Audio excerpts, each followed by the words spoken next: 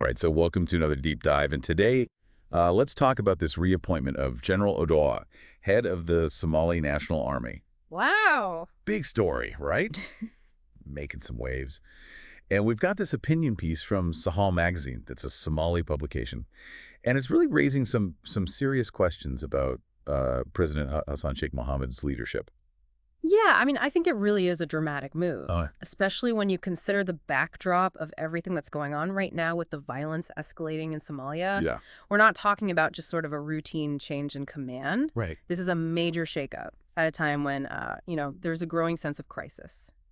Okay, so paint the picture for our listener here.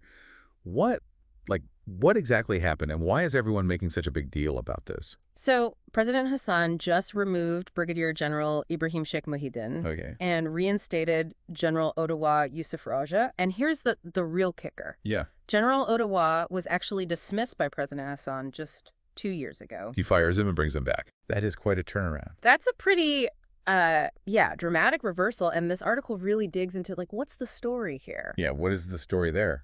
Well, General Odawaa, he was actually considered one of Somalia's most successful leaders. Really? In the fight against Al-Shabaab. Wow. But then he was replaced by General Mohamud, and this article suggests that maybe that dismissal might have been less about competence and more about President Hassan, wanting to prioritize loyalty within his ranks. So are we talking, personal loyalties here, or is there something more complicated, I know clan dynamics in Somalia can be a huge factor. I think both could be at play here. Okay. The article claims that General Mohamud, while a loyal figure within Hassan's circle, he really lacked the experience that you would need for such a critical role. Yeah. And you're right, clan ties are often a very significant element in Somali politics. Yeah. The author's basically suggesting that Hassan may have favored someone from his own clan or a closely allied clan over someone with a stronger track record against Al-Shabaab. That's a pretty hefty accusation. It is. Makes you wonder, is he really making these decisions based on what's, best for Somalia's security? Right, and that's the crux of the issue. Yeah. The author really argues that prioritizing political loyalty over actual competence has seriously weakened the Somali National Army. And they paint I'd say a bleak picture of the SNA's performance under Mohamud's command. What kind of picture are we talking here? Give our listeners a sense of what's been happening on the ground. Well, the article points to this recent attack on Masagawa. Okay. As a prime example, Al-Shabaab inflicted really devastating casualties on the SNA. Oh, wow. And it seems like this has been a real wake-up call for President Hassan. So that's why he brings back General Odawaa. It seems that way. Hoping that he can somehow reverse it. Mm-hmm. That's a pretty desperate move, huh? Almost panicky. It does make you wonder if this is a long-term strategy. Or just a reaction to some really intense public pressure. Right. The article really suggests that Al-Shabaab has been gaining strength and resources while the SNA has been struggling to keep up. Well, yeah, that would make sense then why he's scrambling, right? If they're gaining ground, he needs somebody who can actually fight back effectively, and maybe he thinks that's General Odawaa. Exactly. The author even goes as far as to say that the SNA under Mohamud was often sent into battle unprepared. Oh, wow. And lacking crucial support. That's bad. Yeah, which, if true, is a, serious indictment of the leadership. So we've got this backdrop of a resurgent Al-Shabaab, a seemingly weakened Somali army, right, and a president who may have made some questionable decisions based on loyalty rather than competence. Yeah. Where do we go from here? What else does this article highlight? Well, it gets even more complicated, actually. When the author brings up this possibility of war profiteering within Hassan's administration. Hold on, wait. War profiteering? Yeah. You mean people within the government might be profiting from this conflict? That's what the article is insinuating. Wow. It doesn't offer concrete evidence. Okay. But it does point to the fact that Al-Shabaab has been acquiring much more sophisticated weaponry, which raises some questions about where those weapons are coming from. Right.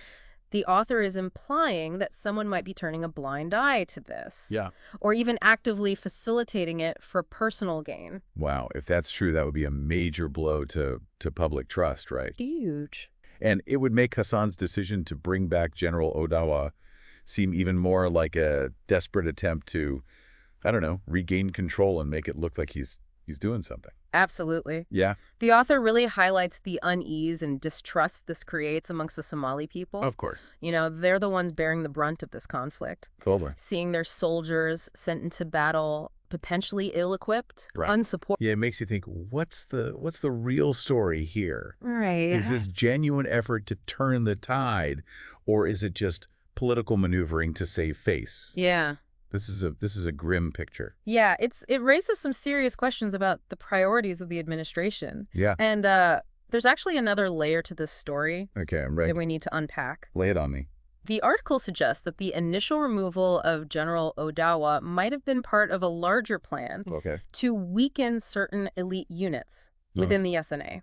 Okay. These units, known as Gorgor and Haramad, they were trained by Eritrea, Okay. and they were seen as very effective against Al-Shabaab. Wait, so hold on. Why would he want to weaken his own, best fighting units? Right. It's a bit of a puzzle, isn't it? It doesn't make sense. We need to dig into the details Yeah. about these elite units Okay. and try to understand what the possible motivations behind this alleged strategy might be. Yeah. This is where our deep dive gets really interesting. I'm ready. Let's do it. All right. So these units, Gorgor and Haramad, trained by Eritrea, Right. a country that has a long and complex history in the region. Absolutely. Eritrea itself has a history of conflict, Yeah. particularly with Ethiopia, Right. which of course shares a border with Somalia. Right. So these Eritrean trained units are operating within the Somali National Army.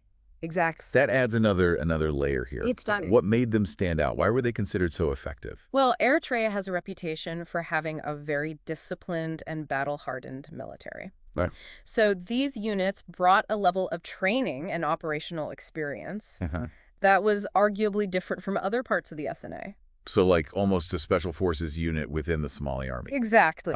Right. They were often deployed for offensive operations, spearheading attacks against Al-Shabaab, and they achieved some significant victories. Wow. They were a real asset in the fight against the insurgency. But if they were so good, why would President Hassan want to weaken them? I'm still trying to wrap my head around that. It's a puzzle, isn't it? Yeah. This Sahal magazine article offers a few possible explanations, Okay. all of which kind of revolve around this idea that these units, despite their effectiveness, Yeah. might have been seen as a potential threat to Hassan's political control. A threat. How so? So first, because they were trained by a foreign power, Okay. they might have been perceived as having a different loyalty structure. Interesting. They may have been seen as too independent or beholden to Eritrea, Okay. raising concerns about who they ultimately answered to. So maybe there was a worry that they could become a power unto themselves. Yeah. Like a faction within the army that could challenge his authority. That's one possibility. Oh. Another theory is that Hassan might have been uncomfortable with this close relationship Right. between these units and Eritrea. Yeah. He might have wanted to reduce Eritrean influence Right. within the Somali military Makes sense. for broader political reasons. It makes sense, yeah, that you wouldn't want another country having too much sway over your own military. Absolutely. Yeah. And a third possibility the article touches on is that Hassan simply wanted to consolidate his control over the entire SNA. Cook. Maybe he wanted to ensure that all units, regardless of their origin or training, were firmly under his command and aligned with his vision. So is the idea then that he sidelined General Odawaa, who was connected to Gorgor and Haramad, and then starved those units of resources to kind of neutralize them? That's the argument that the article is making. But it's important to remember that this is an opinion piece. Right. We don't have concrete evidence to confirm these theories about Hassan's intentions. But the pattern of events, as laid out in this article, is definitely, raising some red flags. Yeah. It makes you question whether his decisions have been truly in the best interests of Somalia. Without a doubt. Yeah.